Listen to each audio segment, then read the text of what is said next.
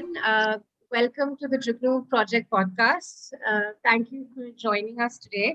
आज हमारे साथ एक बहुत स्पेशल गेस्ट आई हैं, तस्लीम इफ्तिकार जी, जो एक क्लिनिकल साइकोलॉजिस्ट हैं। इन्होंने साइकोथेरेपिस्ट की ट्रेनिंग ली हुई है CPPD काउंसलिंग स्कूल के साथ। ये एक EMDR प्रैक्टिशनर भी हैं और सर्टिफाइड हैं एडिक्शन थेरेपी में। तस्लीम जी CPPD में अभी क्लिनिकल सुपरवाइजर के तौर पे काम कर रही हैं और हाल ही में ये ट्रेनिंग ले रही हैं ग्लोबल ट्रेनर बनने के लिए, ताकि ये बच्चों को मंशियात और ड्रग अब्यूज से दूर करके एक अच्छी जिंदगी उनको फराहम कर सकें। कैसी है तस्लीम जी आप? वालेकुम सलाम ज़ोहरा, मैं बिल्कुल ठीक हूँ, थैंक यू। आप कैसी हैं? बिल्कुल ठीक, बहुत शुक्रिया हमारे पॉडकास्ट पे आने के लिए। I know you have a very busy schedule, so we are very grateful कि आज आपने वक्त निकाला हमसे बात करने के लिए। It's my pleasure because this is my favorite topic to talk about and spread the awareness among people about the domestic violence, क्योंकि हम domestic violence को तो domestic violence कुछ इस तरह के domestic violence होते हैं जिनको violence समझा भी नहीं जाता है। So this बिल्कुल is a बिल्कुल great सही work you are बात है। doing. थैंक यू, बहुत शुक्रिया। तस्लीम जी, जैसे कि आप जानती हैं, जुगनू प्रोजेक्ट जो है सर्वाइवर्स की मदद करता है घरेलू तशद्दुद के मामलात में। उनकी जिंदगी बेहतर करने की कोशिश करता है, चाहे वो लीगल एड हो या शेल्टर प्रोवाइड करने की हो या जैसे थेरेपी की उनको नीड हो। जैसे आपके इंस्टीट्यूट के साथ अल्हम्दुलिल्लाह हम बहुत कोलैबोरेट करते हैं और आपके इंस्टीट्यूट की वजह से आपके और आपके जो प्रोफेशनल्स हैं आपके साथ जो टीम में, उनकी वजह से बहुत सारे सर्वाइवर्स की अल्लाह का शुक्र है जिंदगी बहुत बेहतर हुई है। जी हमें आपसे इस हवाले में इसलिए आज बात करनी थी बिकॉज हमने सोचा कि काम तो हम कर रहे हैं लेकिन अवेयरनेस इस टॉपिक के ऊपर, घरेलू तशद्दुद के ऊपर इतनी नहीं है हमारे माशरे में। तो जी आपसे जी आज इस टॉपिक पे थोड़ी बातचीत करना चाहेंगे। आपको क्या लगता है, एक क्लिनिकल साइकोलॉजिस्ट होते हुए भी और एक आम फहम में भी घरेलू तशद्दुद क्या है? बेसिकली घरेलू तशद्दुद एक पावर और कंट्रोल का गेम है, जो मुझे लगता है कि जो उसकी डेफिनेशन भी है कि एक रवैये, इस किस्म के इंसान के रवैये और पैटर्न ऑफ बिहेवियर जो किसी रिलेशनशिप को कंट्रोल करने के लिए या उस पर पावर हासिल करने के लिए या उस पावर और कंट्रोल को मेंटेन करने के लिए इस्तेमाल किए जाएं। एक सेट पैटर्न ऑफ बिहेवियर होता है, पर्टिकुलर सेट ऑफ बिहेवियर होता है, जिसको आइडेंटिफाई अगर कर लिया जाए तो समझ में आ जाता है कि ये घरेलू तशद्दुद है। लेकिन उसको एक बॉक्स में हम बंद नहीं कर सकते हैं, क्योंकि पहले तो घरेलू तशद्दुद या शायद आज भी घरेलू तशद्दुद सिर्फ फिजिकल अब्यूज या जो जिस्मानी तशद्दुद होता है या जी जो जिनसी तशद्दुद होता है उसको समझा जाता है। इवन मैरिजेस के अंदर तो आज भी उसको नहीं समझा जाता है। सो इसके अंदर और बहुत सारी कैटेगरीज इसकी आती है जो हम आगे चल के बात करेंगे। लेकिन it's a game of power and control, like specially in intimate relationship खास तौर पर, लेकिन उससे मुतासिर घर के दूसरे लोग भी होते हैं। अच्छा, तो घरेलू तशद्दुद बेसिकली जो है ताकत के ऊपर मबनी है कि एक इंसान हाँ को सबको एग्जैक्टली। कंट्रोल करना है तभी वो तशद्दुद करता है, हर अलग अलग किस्म का, जैसे आप कह रही हैं। हाँ, वो अलग अलग किस्म का तशद्दुद करता है, जिसमें फिजिकल जिस्मानी तशद्दुद, इमोशनल जो हम्म। इमोशनल तशद्दुद है, जैसे आप ये कह सकते हैं कि हमारे जज्बात के साथ खेला जाता है, लोगों के उनको कंट्रोल किया जाता है और इस तरह के रवैये अपनाए जाते हैं कि जिससे दूसरा इंसान अपने आप उसके नफ्सियात पे, उसकी साइकोलॉजी पे असर पड़ने लगे। और financial abuse violence another kind of घरेलू तशद्दुद की कैटेगरी में आता है, जहां पर कंट्रोल किया जाता है फाइनेंसेस के थ्रू। बिल्कुल ठीक है। आप ये बता सकते हैं कि आपके अपने काम में क्या आपने घरेलू तशद्दुद के वाकयात बहुत सारे देखे हैं, चाहे वो तशद्दुद करने वाला हो या जैसे अब्यूजर जिसको कहा जाता है, या सर्वाइवर हो जो बच गया हो किसी तरह से, या वो उस रिलेशनशिप में भी हो लेकिन मतलब एक मुर्दा की तरह हो लेकिन वो जिंदा हो टेक्निकली, अगर उसको उस तरह से देखा जाए। क्या आपने अपने काम में ये पाया है ज्यादा घरेलू तशद्दुद के वाकयात? जोहरा, मैंने अपने काम में ज्यादातर जो विक्टिम्स हैं उन्हीं को ही देखा है। अब्यूजर भी अगर आते भी हैं तो वो प्रिटेंड यही करते हैं समटाइम्स कि वो विक्टिम है, वो अच्छा। भी विक्टिम है। लेकिन मेरा जो काम ज्यादातर रहा है वो अब विक्टिम्स के साथ रहा है, जो पहले विक्टिम है और फिर वो सर्वाइवर हुए, और फिर उनमें से बहुत सारे लोग, जैसे आप लोगों की ऑर्गेनाइजेशन काम कर रही है और बहुत सारे लोग काम कर रहे हैं, तो वो स्ट्राइव करते हैं और फिर अपने आप को उसमें से निकाल लेते हैं। लेकिन बहुत सारी पॉपुलेशन ऐसी है जो उसी माहौल के अंदर रह रही है, कुछ तो आइडेंटिफाई भी नहीं कर पाते हैं कि वो घरेलू तशद्दुद का शिकार भी हैं, क्योंकि वहां पर फिजिकल अब्यूज अगर नहीं हो रहा है तो उनको लगता नहीं है कि ये घरेलू तशद्दुद है, क्योंकि financial, emotional and psychological violence या अब्यूज को तो घरेलू तशद्दुद की जुमरे में लाया ही नहीं जाता है। तो उनको जब आइडेंटिफिकेशन की तरफ हम लेकर आते हैं तो वो फिर रियलाइज करते हैं कि अच्छा, ये सब कुछ जो उनके साथ हो रहा है ये भी तशद्दुद के ही कैटेगरी में आता है, कि उनके साथ घरेलू तशद्दुद हो रहा है। तो मेरा काम ज्यादातर विक्टिम और सर्वाइवर के साथ होता है, जो कि without like any discrimination of race और जेंडर और अब्यूजर। बट मैं यहाँ कहूंगी एक बात, कि जो अब्यूजर है वो भी once a victim, like it's the kind of thing कि वो भी कभी विक्टिम रहा होता है, इसी वजह से अब्यूजर बन गया होता है, साइकोलॉजिकल पर्सपेक्टिव में अगर मैं बात अच्छा, करूं। आपको लगता है कि एक साइकिल चल रही है अब्यूज की? बिल्कुल एक साइकिल चल रही है, क्योंकि अगर एक घर के अंदर अगर दो हस्बैंड वाइफ और उनके बच्चे रह रहे हैं और वहां पर तशद्दुद हो रहा है, किसी भी किस्म का डोमेस्टिक वायलेंस हो रहा है, चाहे वो इमोशनल अब्यूज हो रहा है, फिजिकल अब्यूज हो रहा है, साइकोलॉजिकल अब्यूज हो रहा है, और वो बच्चे उस माहौल में डायरेक्टली अब्यूज नहीं भी हो रहे हैं लेकिन वो उसको देख कर बड़े हो रहे हैं, तो वो टेरिफाइड तो हो रहे हैं और वो उस तरह के माहौल में रह रहे हैं, और फिर वो बड़े होकर उन्हीं बिहेवियर्स को रिपीट करेंगे अपने पार्टनर्स के साथ। तो ये इस तरह से मल्टी जनरेशनल एक साइकिल चल रहा है। और फिर वो बच्चा जो अब्यूज हो रहा है, एक तो बच्चा वो है जो सिर्फ विटनेस कर रहा है, क्योंकि witnessing the victim is a kind of a victim. तो वो विक्टिम जो बड़ा होके वो अब्यूजर बन जाएगा।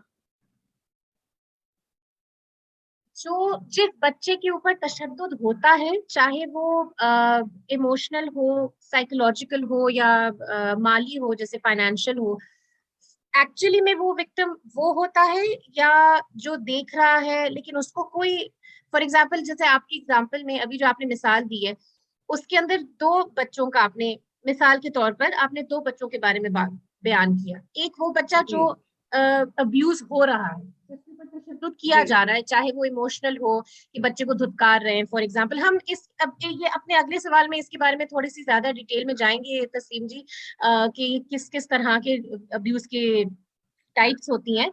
लेकिन इस पर्टिकुलर पॉइंट के हिसाब से मैं पूछ रही हूँ, अगर कोई एक दो बच्चे हैं, एक के ऊपर एक्चुअल तशद्दुद हो रहा है जैसे इमोशनल, फिजिकल, साइकोलॉजिकल, और एक बच्चा है जिसके ऊपर अब्यूज पर से हो नहीं रहा लेकिन वो उस अब्यूज को विटनेस जरूर कर रहा है, तो दोनों हम्म। विक्टिम्स होंगे या जी सिर्फ एक? बिल्कुल। नहीं जी, दोनों विक्टिम होंगे, क्योंकि अब्यूज की डेफिनेशन कभी भी ये नहीं है कि अब्यूज डायरेक्ट किसी पर्सन पे हो जाए, जो उसको देख रहा है वो भी उसका विक्टिम है, क्योंकि वो उसको विटनेस कर रहा है, और उसको विटनेस करने से उसकी अंदर जो चेंजेस आ रहे हैं, उसकी साइकिक में, उसकी फिजिकल बॉडी में, उसकी मेंटल हेल्थ को वो इम्पैक्ट कर रहा है, वो भी उतना ही विक्टिम है जितना कि जिस पे तशद्दुद हो रहा है। लेटर ऑन उसका इम्पैक्ट डिफरेंट हो सकता है, क्योंकि हर इंडिविजुअल दूसरे से मुख्तलिफ होता है, कोपिंग स्किल्स डिफरेंट होती हैं, बच्चों को ग्रोथ के जो इन्वायरमेंट है जहाँ उनको रेज किया जाता है, अगर वो चेंज कर दिया जाए तो वो डिफरेंट हो सकता है, लेकिन उसकी इक्विवेलेंसी में कोई फर्क नहीं आएगा। वो भी उतना ही विक्टिम है जितना कि जिस पे तशद्दुद हो रहा है वो विक्टिम है। ये आपने जो अभी पॉइंट बोला है कि हर इंसान का, हर बच्चे का कोपिंग मैकेनिज्म अलग होता है, मुख्तलिफ होता है। तो कोई ज्यादा ताकतवर होता है फॉर एग्जाम्पल, या कोई बहुत ज्यादा सेंसिटिव भी हो सकता है। इस हवाले जी से आम फहम में अगर हम किसी को समझाना चाहें कि इन बच्चों की कैसे, अगर कोई फॉर एग्जाम्पल फैमिली मेंबर है और उनको पता है कि उनके रिश्तेदार की किसी फैमिली में, भाई बहन जो भी, उनकी फैमिली में तशद्दुद हो रहा है, चाहे बाप कर रहा हो या माँ कर रहा हो, एक स्पेसिफिक जेंडर तो नहीं है, चाहे बाप कर रहा हो या माँ कर रही हो, सॉरी, आप किस तरह से फिर ऐसे बच्चों की मदद करेंगे या उनको कैसे आइडेंटिफाई करेंगे? कोई आइडेंटिफिकेशन पॉइंट्स हैं देखने के लिए कि कोई, अगर मैं मेरे घर में फॉर एग्जाम्पल दावत होती है एक, जी। या आना जाना है, मैं कैसे आइडेंटिफाई करूं कि भाई शायद इस घर के अंदर जो है डोमेस्टिक वायलेंस चल रहा है, क्योंकि आई आई डोंट थिंक इतना ऑब्वियसली बताया जाएगा हमारी सोसाइटी में कि हमारे घर में चल रहा है डोमेस्टिक वायलेंस या ज्यादती हो रही है। नहीं देखिए, ये तो बहुत नॉर्मल हमारे सोसाइटी में एक समझा जाता है और बहुत ही स्प्रेड किया जाता है ये मैसेज कि वो जो don't talk, don't listen and don't hear, ये जो डिसफंक्शनल फैमिलीज के रूल होते हैं, क्योंकि ये रूल्स बनाए इसलिए जाते हैं कि हमारे घर की जो डिसफंक्शनैलिटी है वो किसी और को मालूम ना हो जाए। तो उसको तो हमेशा अंडर द कारपेट ही रखा जाता है, छुपाया जाता है। लेकिन कुछ साइन एंड सिम्टम्स इस तरह से होते हैं जिससे कोई दूसरा बंदा बाहर वाला जो है वो ऑब्जर्व कर सकता है। फिजिकल साइंस तो आपको नजर आ जाएंगे, ब्रूसेस पड़े हुए, खराशें पड़ी हुई हैं, या किसी किस्म के निशान फेस पर हैं या बॉडी पर हैं, वो आपको फिजिकल साइंस फिजिकलिटी में आप देख सकते हैं। लेकिन जो इमोशनल, अगर आप कहें कि साइंस किसी के अंदर आपको देखने हैं, किसी बच्चे में भी या किसी अडल्ट में भी, तो बच्चों के साइंस डिफरेंट होंगे जिनसे आप आइडेंटिफाई कर सकते हैं, और बड़ों के साइंस जो है वो डिफरेंट होंगे। जैसे डोमेस्टिक वायलेंस के अंदर यूजुअली जो इमोशनल अब्यूज होता है उसमें सोशल बाइकआउट एक तरह से करा दिया जाता है उस पर्सन को, उसको सोशलाइजेशन करने से मना कर दिया जाता है, उसको दूसरों से बातचीत नहीं करने नहीं दी जाती है, दोस्त बनाने की इजाजत नहीं होती है, या सर्वेलेंस बहुत ज्यादा उस पर रखा जाता है। और उसको अगर अगर वो कोई रिलेशनशिप बनाने की कोशिश करे तो उसको सैबोटैज किया जाता है कंट्रोल के थ्रू या किसी तरह से इंटरवीन करके, और उसको इतना ह्यूमिलिएट किया जाता है कि उसकी सेल्फ स्टीम ही उस पर्सन की लो होती है, और होपलेसनेस आपको नजर आ जाएगी, हेल्पलेसनेस नजर आ जाएगी, आपको बातचीत से थोड़ा सा अंदाजा हो जाएगा। ये मैं अडल्ट की बात कर रही हूँ। बच्चे क्योंकि इतने कम्युनिकेटिव नहीं होते, उनके पास इमोशनल लैंग्वेज भी नहीं होती है, तो वो ज्यादातर विड्रॉन बिहेवियर में चले जाते हैं। वो लोगों से कांटेक्ट नहीं करेंगे, आई कांटेक्ट नहीं करेंगे। लेकिन इसका मतलब ये हरगिज नहीं है कि अगर उसके साथ डोमेस्टिक वायलेंस ही हो रहा है या वो देख रहा है तो इसलिए वो आई कांटेक्ट नहीं कर रहा। उसके और मल्टीपल रीजन भी हो सकते हैं, तो साइकोलॉजिकल रीजन और बायोलॉजिकल रीजन हो सकते हैं किसी भी डिसऑर्डर के लिए।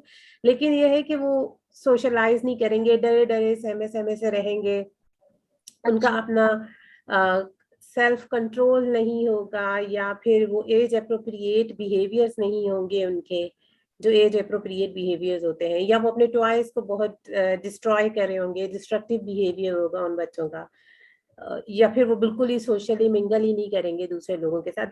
ये कुछ साइंस हो सकते हैं, लेकिन ये इसका ये हरगिज मतलब नहीं है कि वो वायलेंस से ही गुजर रहे हो सकता है वो किसी और चीज से भी गुजर रहे हो, लेकिन ये साइंस वो है जिनसे आप आइडेंटिफाई कर सकते हैं। अच्छा जी, ये एज अप्रोप्रिएट बिहेवियर से क्या मुराद है?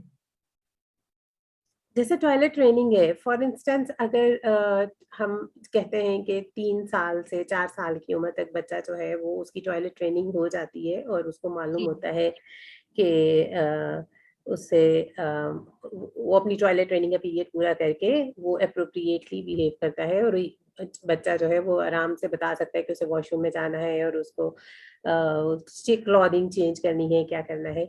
लेकिन अगर बच्चा इस एज से भी क्रॉस कर जाए और 7-8 साल का बच्चा है और वो यूरिन पास कर रहा है अपने कपड़ों के अंदर और उसका कंट्रोल नहीं है किसी चीज पे, ये एक इंडिकेटर है।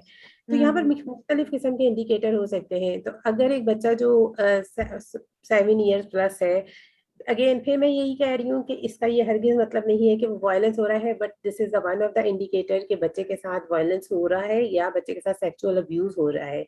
तो वो बच्चा loss child loss the control over the urination और जो बॉल अच्छा, मूवमेंट है, तो या बेड वेटिंग हो ये रही है। वाले जो बिहेवियर्स हैं इनको अगर नोट किया जाए, जरूरी नहीं है कि डोमेस्टिक वायलेंस हो रहा हो, कुछ और भी हो सकता है, लेकिन ये डोमेस्टिक वायलेंस के इंडिकेटर्स में शामिल है, तो इंसान ये को स्पेशली खबरदार पर्टिकुलरली रहना चाहिए सेक्सुअल अगर नजर अब्यूज में तो बहुत ज्यादा शामिल है, क्योंकि अगर आपके पास एक लगे। बच्चा आता है जो एक ऐसी एज में है जो टॉयलेट ट्रेनिंग की एज क्रॉस कर चुका है, तो और वो फिर भी अगर बेड वेटिंग कर रहा है या वो उसका अपने बॉल मूवमेंट पे कंट्रोल नहीं है, तो आप हम इसको जरूर रूल आउट करते हैं कि उसके साथ कोई वायलेंस किसी भी किस्म का तो नहीं हो रहा है। अच्छा। हाँ। ये तस्लीम जी, आपने जो डिसफंक्शनल फैमिलीज के बारे में बोला अभी, ये जो आपने कहा कि कंट्रोल करते हैं, दोस्तियां करने नहीं देते, बच्चों पे बड़ी नजर रखते हैं, ये तो नॉर्मल है हमारी सोसाइटी में। तो क्या हर फैमिली में डोमेस्टिक वायलेंस हो रहा है? ये बहुत इंटरेस्टिंग क्वेश्चन आपने किया है, क्योंकि देखिए, बच्चों पे नजर रखना और बच्चों के लिए उनका केयर टेकर, उनको सुपरवाइज करना, ये एक डिफरेंट मैकेनिज्म है। आप एज अ पेरेंट्स, ये तो आपकी रिस्पॉन्सिबिलिटी है कि आप अपने बच्चों को सेफ्टी और सिक्योरिटी प्रोवाइड करें। लेकिन अगर आपकी सेफ्टी एंड सिक्योरिटी इस तरह से आ रही है सामने, जिसमें बच्चा इनसिक्योर फील कर रहा है, तो वो डोमेस्टिक वायलेंस है। फॉर इंस्टेंस, आप बच्चे को आपने बच्चे से अब बच्चे की एज भी डिपेंड करता है ना। आप हम अपनी कंट्री में 3-4 साल के बच्चे को अकेला बाहर नहीं जाने दे सकते हैं हाँ, लेकिन ड्यू टू अगर आप मेनी 15 साल की सुपरविजन। बच्चे की बात कर रहे हो या 18 साल की बच्ची की बात कर रहे हो, यहाँ पे लड़के और लड़की का भी एक अलग फर्क होता है ना। जिस तरह से लड़के को बड़ा किया जाता है और लड़की को बड़ा किया जाता है, जिस तरह से उसको एनवायरनमेंट दिया जाता है, नर्चर किया जाता है, वो बहुत फर्क होता है। तो अगर फॉर एग्जाम्पल, मिसाल के तौर पे, अगर आप 18 साल की उम्र की बात करें, एक 18 साल का लड़का और एक 18 साल की लड़की, जिस तरह से फैमिली उनको लेके चलेगी, ये जो आपने कहा कि कंट्रोल और नजर रखी जाती है, दोस्ती करने नहीं दिया जाता, बाहर जाने नहीं दिया जाता, ये सारी चीजें तो बहुत कॉमन है, स्पेशली लड़कियों के मामले में। तो ये क्या टॉक्सिक बिहेवियर में आता है? ये हमारा जो जेंडर बेस्ड वायलेंस भी आप इसको कह सकते हैं, और जेंडर बेस्ड डिस्क्रिमिनेशन भी आप इसको कह सकते हैं। और इसमें जैसे फॉर इंस्टेंस, अगर आप कहेंगे 18+ या 18 के बच्चे हैं और उन पे अगर इस तरह से सर्वेलेंस की जा रही है कि वो उनको फ्रेंडशिप नहीं करने दी जा रही, या उनका इवन पेरेंट्स उनके साथ कंट्रोल इतना कर रहे हैं कि even they can not wear the clothes they want to, like appropriately. Of course मैं ये नहीं कह रही हूँ कि सोसाइटी से आप नॉर्म से हट के कोई भी चीज करेंगे, लेकिन बिल्कुल बहुत ही अप्रोप्रिएट के पेरेंट्स अलाउ ही नहीं कर रहे हैं किसी किस्म का भी फ्रीडम बच्चे को, कि वो इवन अपने सब्जेक्ट भी खुद चूज कर सके, वो अपने लिए कपड़ों का इंतखाब खुद कर सके, वो अपने दोस्तों के साथ कहीं पर भी बैठ सके, या उसके यहाँ तक कि एक सेफ्टी नेट क्रिएट हुआ हो और उसके अंदर भी उसको इजाजत ना हो। तो ये कंट्रोल है। अच्छा। एग्जैक्टली, द पेरेंट्स की रिस्पॉन्सिबिलिटी है कि सेफ्टी वो करें बच्चों के लिए, सेफ्टी नेट जो है वो बनाए उनके लिए। लेकिन अगर वो उसके बियॉन्ड जाके भी वो कर रहे हैं, तो ये कंट्रोल के जुमरे में आता है। और कंट्रोल और पावर जहां पर आएगा, वहां पर हम वायलेंस को इग्नोर नहीं कर सकते हैं, किसी भी किस्म के वायलेंस को, कि ये किस किस्म का वायलेंस हो रहा होगा।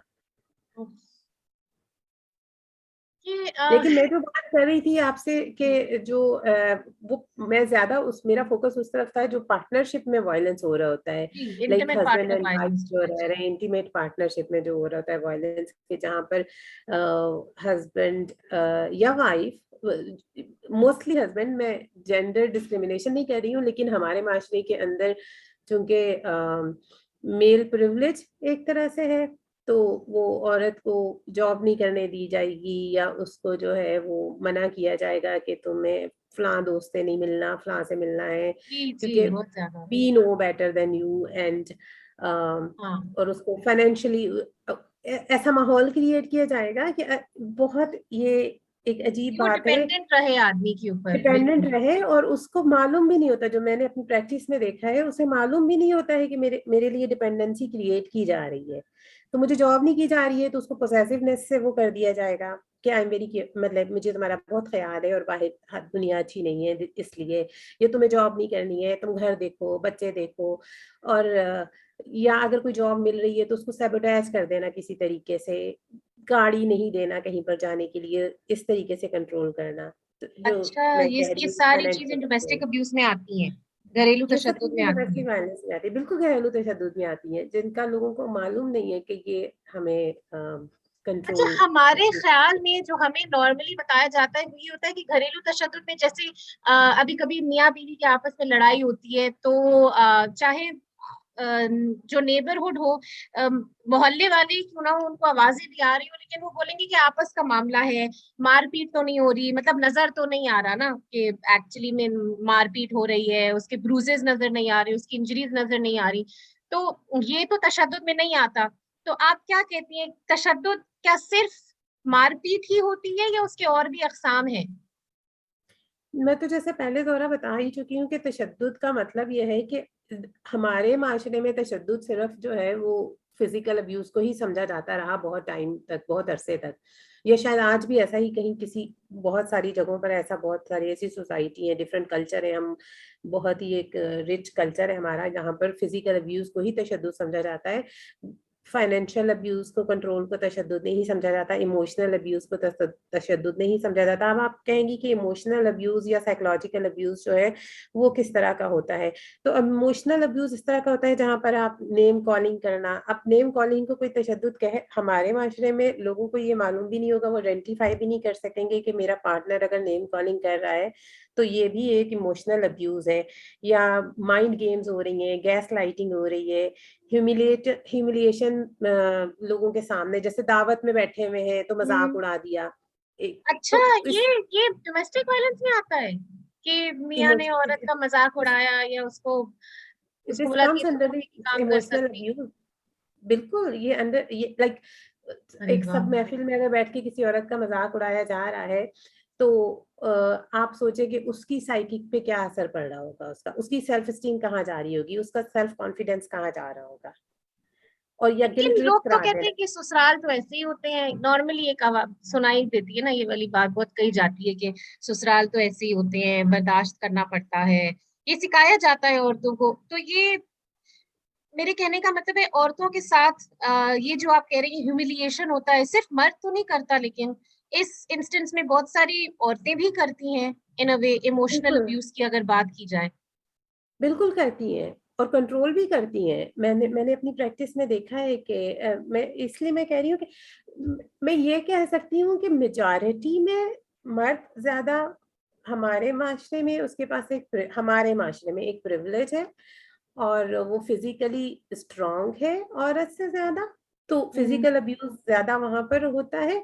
लेकिन इमोशनल अब्यूज में औरत भी कम नहीं है, वो भी करती है उसी तरह से कंट्रोल। मैंने अपनी प्रैक्टिस में देखा है कि हस्बैंड अगर कहीं दोस्तों के पास जाना चाहता है तो उसको नहीं दिया जाने दिया जाता है, और अगर वो चला जाता है तो उसको जो है बार बार कॉल करना और उसको और फिर एक ड्रामा क्रिएट कर देना और उसको वापस बुला लेना और उसको उसको ये एंड इस तरह की केसेस में हस्बैंड को ये होता है कि अच्छा पीस ऑफ माइंड रहे, घर का पीस जो अमन सुकून है वो बरकरार रहे, तो वो फिर वो चीजें करता चला जाता है कि अच्छा ठीक है घर खराब नहीं हो। तो हम्म। ये दोनों पार्टीज ही करती हैं, इसमें कोई जेंडर का डिस्क्रिमिनेशन नहीं है। लेकिन ज्यादातर मेन जो स्ट्रीम में आपके पास देखें केसेस ज्यादातर आए तो हैं। विक्टिम फिर औरत इसलिए होती है क्योंकि उसके पास जॉब के रिसोर्सेज कम है, वो उसकी फाइनेंशियल डिपेंडेंसी एक मर्द के ऊपर होती है या बना दी जाती है। तो वो एक्सप्लॉइट तो होती है इस तरह से। इस तरह से एग्जैक्टली exactly. अच्छा, एक आपने बड़ा इंटरेस्टिंग लफ्ज इस्तेमाल किया था अभी हमारी गुफ्तगू में, आपने कहा था गैस लाइटिंग होती है। गैस लाइटिंग से क्या मुराद है? गैस लाइटिंग लाइक किसी इंसान को ये बावर करा देना कि जो वो नहीं है वो है, या उसको इस तरह से सिचुएशन को क्रिएट कर देना कि वो उस पे बिलीव करने लग जाए। फॉर इंस्टेंस गैस लाइटिंग की एक मिसाल जो मैंने अपने एक क्लाइंट के साथ देखी कि उसके हस्बैंड ने उसको इतना गैस लाइट किया और इस तरीके से किया कि वो जानबूझ के लाइक उसको कीज जहां उसने रखी है गाड़ी की अगर, तो वो उठा के कहीं और रख दी और फिर उसे कहा कि मुझे दो, और जब उसको वहां से नहीं मिलती थी तो वो उसे कहता था कि देखा तुम तो भूल जाती हो, तुम्हें तो भूलने का एक आर्जा हो गया है या एक बीमारी हो गई है या तुम्हें ये। तो आहिस्ता आहिस्ता वो खातून जो है वो इस चीज को बिलीव करने लग गई, वो मानने लग गई कि हाँ मैं तो चीजें भूल जाती हूँ, मैं इस काबिल ही नहीं हूँ कि मुझे कुछ याद रहे या मैं कोई काम कर सकूं। तो अब मैं अगर जॉब भी करने जाऊंगी, because she was struggling to go for job और हस्बैंड उसको इजाजत नहीं दे रहा था, तो वो शी इज लाइक अच्छा हाँ मैं तो ऐसी हूँ। या फिर उसको ये बावर करा देना कि तुम नफ्सियाती मरीजा हो, तुम्हें तो मैंने तो ये बात तुम्हें बोली ही नहीं है। ऐसी चीज जो रियलिटी में हुई ना हो और अगले बंदे को ये यकीन दिला देना कि हाँ ये तो तुम्हारे साथ हुआ है, और वो भी यकीन कर ले कि हाँ मेरे साथ हुआ है। फॉर इंस्टेंस उसको कुछ उसको बोल देना और फिर डिनाई कर लेना उस बात से कि नहीं ऐसा तो कुछ भी नहीं हुआ था, तुम्हें शायद गलती लगी है. It's a sort of a blame, but it's हाँ, मोर ये देन अ तो बड़ा ब्लेम. कॉमन है, वैसे बड़ा आम है हमारी जो इंटीमेट रिलेशनशिप्स आप देखते हैं उसमें तो बड़ा कॉमन नजर आता है ये कि मियाँ बीवी का आपस में लड़ाई हुई और एक ने बोला मैंने तो ऐसी कोई बात नहीं की, तुमने गलत सुना है, तुम्हारा तो दिमाग ही खराब है।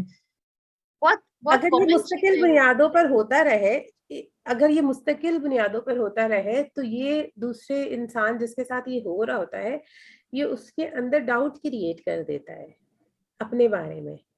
और अच्छा। फिर उस इंसान को ये लगने लगता है कि हाँ, मैं वाकई ऐसा ऐसा हूँ या ऐसी हूँ जैसा मुझे पोर्ट्रे किया रहा है, जैसा मुझे बताया जा रहा है, कि मैं भूल जाती हूँ चीजें, या मेरा मेरा रोना धोना खत्म नहीं होता, या मैं बहुत कंप्लेन करती हूँ, या दूसरी मेरी रियलिटी ही गलत है, मेरी एग्जिस्टेंस में जो मेरी रियलिटी है वो ठीक ही नहीं है, मैं चीजों को परसीव ही वैसे नहीं कर रही हूँ. इससे क्या होता है ये गैस लाइटिंग से, इसका मकसद क्या है? ये सामने वाले को जस्ट एक समझने के लिए पूछ रही हूँ, ये क्यों किया जाता है? ये जो सामने वाले को अपनी रियलिटी क्वेश्चन करवाई जाती है, इससे दूसरे का क्या फायदा है?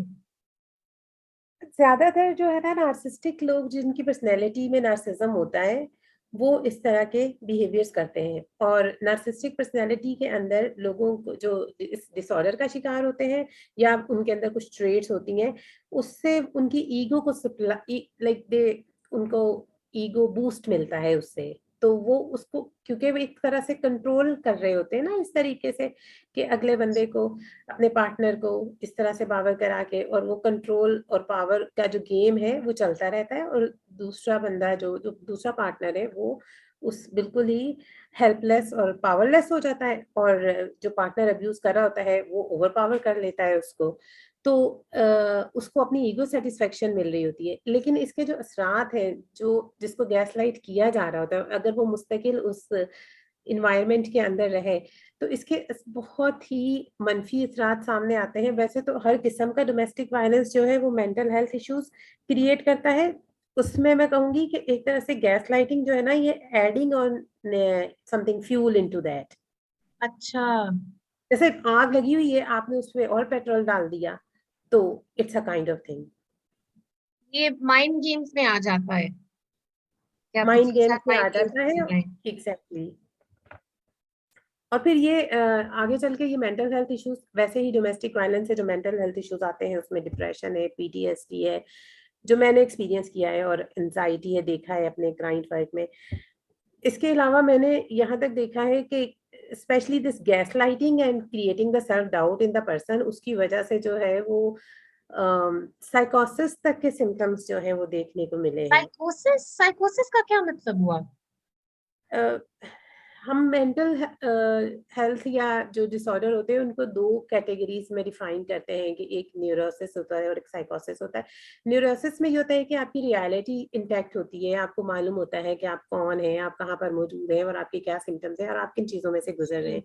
लेकिन साइकोसिस में जब कोई इंसान आ जाता है, तो वो अपनी रियलिटी से फ्लाई कर जाता है एक तरह से, क्योंकि रियलिटी इतनी ओवरवेलम होती है उस इंसान उफ, के लिए, कि वो उस रियलिटी उसकी डिस्टॉर्टेड हो जाती है. तो उसको फिर ये दिन रात, या मैं कौन हूँ, या उसको अपनी सेल्फ और सेंस ऑफ सेल्फ का तस्वुर ही बाकी नहीं रहता है. It's a kind of flight from the reality, के याद ही नहीं है, एक नया अपनी दुनिया बना ली है, उसमें रहने लग गए. उसको जिसे वो आम जबान रियलिटी में एस्केप वो करने के स्किज़ोफ्रेनिया लिए। या पागलपन कहते हैं, एस्केप होता है ना रियलिटी से. क्योंकि देखो जोरा, अगर एक इंसान एक ऐसे माहौल में रह रहा है जहां से वो निकल नहीं सकता किसी भी तरीके से, तो हम्म, उसका जहन तो निकल सकता है ना उसको बचाने के लिए. तो इट्स अ उफ, काइंड ऑफ क्या एस्केप, तकलीफ की कि बात ऐसा है। मेंटल फ्लाइट कर लिया. बिल्कुल सही। एक, बहुत शुक्रिया तस्लीम जी, आज आज का आज के लिए टाइम निकालने के लिए। एक आखिरी सवाल, हम ये सीरीज करते रहेंगे, थिंक ये बहुत इन डेप्थ सब्जेक्ट है और एक पॉडकास्ट में इतना ज्यादा, इतनी इतने डेप्थ में हम जा नहीं सकते, बट एक एक सीरीज में हम एक एक पॉइंट को थोड़ी गहराई से देखेंगे जी बिल्कुल. इंशाल्लाह। एक आखिरी सवाल आपके लिए है कि अगर कोई जैसे आपने कहा कि घरेलू तशद्दुद जो है बहुत ज्यादा कॉमन है हमारी सोसाइटी में और बहुत ज्यादा आम समझा जाता है इसको, एक नॉर्मल आम जिंदगी का मतलब तरीका ही है वो कि भाई आम सी जिंदगी चल रही है इसमें तो ये होगा। अगर कोई औरत या मर्द आम इंसान अपनी फैमिली में देखता है, आप उनको क्या एडवाइस देना चाहोगे just towards the end of our conversation, कि किस तरह से उनको एक तो अवेयरनेस क्रिएट करनी चाहिए अपनी ही फैमिली में, क्योंकि ऑब्वियसली इतना इतना बड़ा ये टॉपिक है सोसाइटी में, एज सच हर इंसान से तो बात नहीं कर सकते, लेकिन अपने जो छोटे से मोहल्ले में या छोटी सी फैमिली में अगर आप अवेयरनेस क्रिएट करना चाहें छोटे छोटे लेवल पे, तो किस तरह से वो करें आपके एक्सपीरियंस में, अगर आप कुछ बता सकें। जोरा ये इसकी रूट्स बहुत डीप है। जैसे आपने कहा ना कि हमारे माशरे में तो कहा जाता है कि ससुराल तो होता ही ऐसे है। मैं फिर वही ससुराल को टारगेट नहीं करी, क्योंकि हर घर में, जी हर जी घर जी ही ससुराल, या हर जगह जहाँ शादी हो रही है वो ससुराल भी है, और वो पेरेंट्स का घर भी है, सब कुछ है। तो जी इसके रूट्स इतने ज्यादा डीप है कि सबसे पहले तो आइडेंटिफिकेशन बहुत जरूरी है, कि आप आइडेंटिफाई करें, और आइडेंटिफिकेशन के लिए अवेयरनेस कैंपेन चलाना बहुत जरूरी है। अगर फैमिली में किसी एक को भी ये थोड़ी सी भी अवेयरनेस है, जो कि अब आ रही है, social media, electronic media, print media, इसके थ्रू आ रही है अवेयरनेस लोगों के अंदर कि ये अब्यूज हो रहा है, तो जिसके अगर वो देखते हैं कि हमारी फैमिली में किसी के साथ हो रहा है, तो उसके साथ सबसे पहला स्टेप जो है वो ये है कि उसके साथ बातचीत करके उसको एतमाद में लिया जाए। क्योंकि जो इंसान डोमेस्टिक वायलेंस का शिकार होता है, वो उसके अंदर से ट्रस्ट करने की जो एबिलिटी है वो खत्म हो जाती है। वो किसी को ट्रस्ट नहीं कर सकता आउट ऑफ टेरर और थ्रेट, जिस भी किस्म का उसको थ्रेट मिल रहा होता है उसके लिए। तो सबसे पहला स्टेप जो है वो एक उसको एतमाद में लेके उसको एक सेफ्टी ऐसी प्रोवाइड की जाए जहां पर वो अपनी बात को शेयर कर सके। उस शेयरिंग के बाद आप आइडेंटिफाई कर सकते हैं कि किस किस्म का अब्यूज हो रहा है और किस किस्म की मदद जो है वो फ्राहम की जा सकती है, या किस तरह से इनिशिएटिव दिया जा सकता है उस इंसान को उस माहौल में से निकालने के लिए। कभी कभी पूरी फैमिलीज उसका शिकार होती हैं, और पूरी फैमिली लाइक वाइफ और बच्चे या हस्बैंड और बच्चे, तो उधर से किस तरीके से निकला जा सकता है। तो पहला स्टेप तो शेयरिंग, सेफ्टी नेट प्रोवाइड करना, जिसके अंदर तो उस इंसान का ट्रस्ट जो है उसको बहाल करना, ताकि वो अपनी चीजें शेयर कर सके, वो बता सके कि उसके साथ हो क्या रहा है, और जी उसके बाद फिर आप कोई एक्शन ले सकते हैं। अनफॉर्चुनेटली बहुत कम ऑर्गेनाइजेशंस हैं हमारे पास जो इस लेवल पे काम कर रही हैं, लेकिन फिर भी आप जैसी ऑर्गेनाइजेशन और दूसरी कुछ ऑर्गेनाइजेशन जो इस पे काम कर रही हैं वो इंटरवीन कर सकती हैं। लेकिन ट्रस्ट पहला एलिमेंट है, और आइडेंटिफिकेशन कि किस किस्म का वायलेंस हो रहा है। और फिर एक और बहुत अहम चीज है, वो ये है कि जो वायलेंस का शिकार फर्द होता है, चाहे औरत है या मर्द है, उसने बहुत अटेम्प्ट की होती हैं उसमें से निकलने से पहले।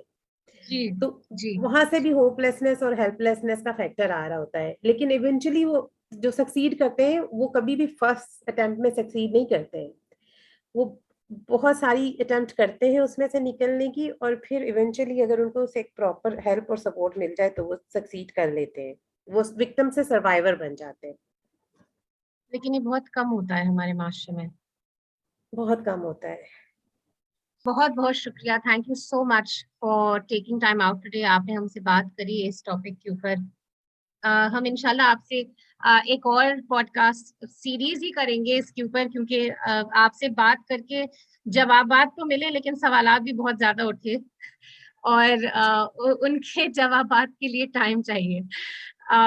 इंशाल्लाह आपसे इस हवाले में फिर से हम टाइम लेंगे।